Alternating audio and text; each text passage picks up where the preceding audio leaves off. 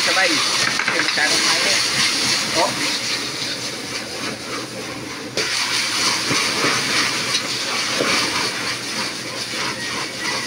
Gagawa tayo ngayon ng pork pochero. Ito na yung baboy natin. Ang lalaki ng hiwa natin. Ito yung carrots. Ito yung cabbage.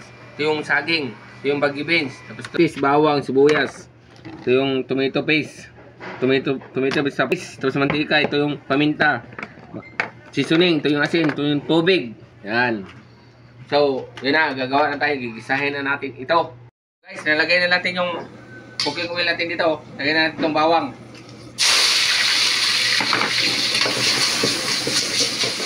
Tapos itong sibuyas, kamatis. Lagay na natin sabay-sabay. Kasi masyadong mainit. Oh. Lumayo ka ang pork. Tawin natin.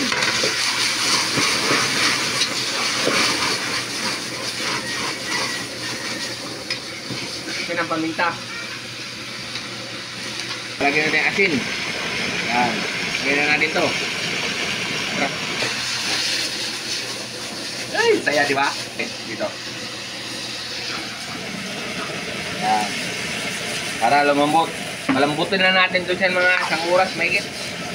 Lagyan na natin itong pork cubes natin. Tapos itong pangpapula natin sa ating pochero. Yan, pula na siya oh.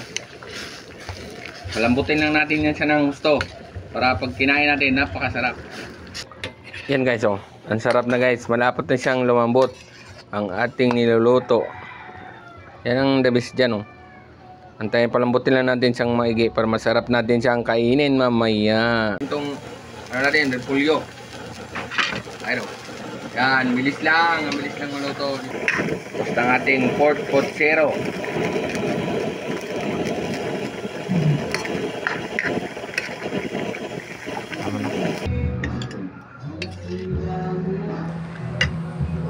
So yan na guys, umpisa na tayo ng kumain. Nag-button up na ang Kuya Francis yun dyan. Kaya bilis-over natin tong huli dahil ang lakas ng ating sauce sa mga ano natin, gilid-gilid. Kaya tinanggalan natin ng boses yan guys. Tingnan nyo naman, ang sarap ng subo ni Kuya Francis yun dyan oh. Sobrang sarap yung niluto nating potserong baboy na guys. Kaya huwag niyong kalimutan guys, i-followan siya ng ating page para mas marami pang makakakita sa ating video. Tapos i-comment mo rin kung taga saan kayo para i-shout out ko kayo sa susunod kong mga videos. Tingnan nyo naman ang Kuya Francis nyo guys. So, higop-higop lang ng sabaw. Sarap ng sabaw na ginagawa natin dyan. Tapos yung mga full ingredients yan guys, ilagay ko sa comment section kasi yung hindi pa nahabol dyan, ilagay ko yan sa baba.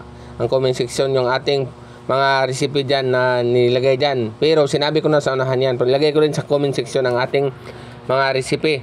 Yung mga pang sahog natin dyan. Ilalagay ko dyan sa comment section natin. Kaya huwag nyo kalimutan guys. I-follow and share ang page ni Kuya Francis nyo guys. Maraming salamat sa mga walang sawang sumusuporta sa aking videos guys.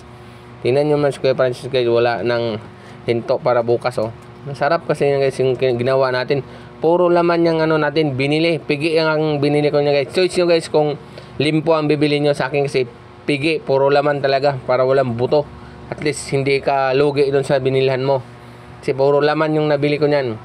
Yung lalaki ng cut dyan oh. Pag yung ano na kayo dyan 1 kilo yan. So guys, bye bye na guys. Huwag nyo kalimutan mag-follow and share.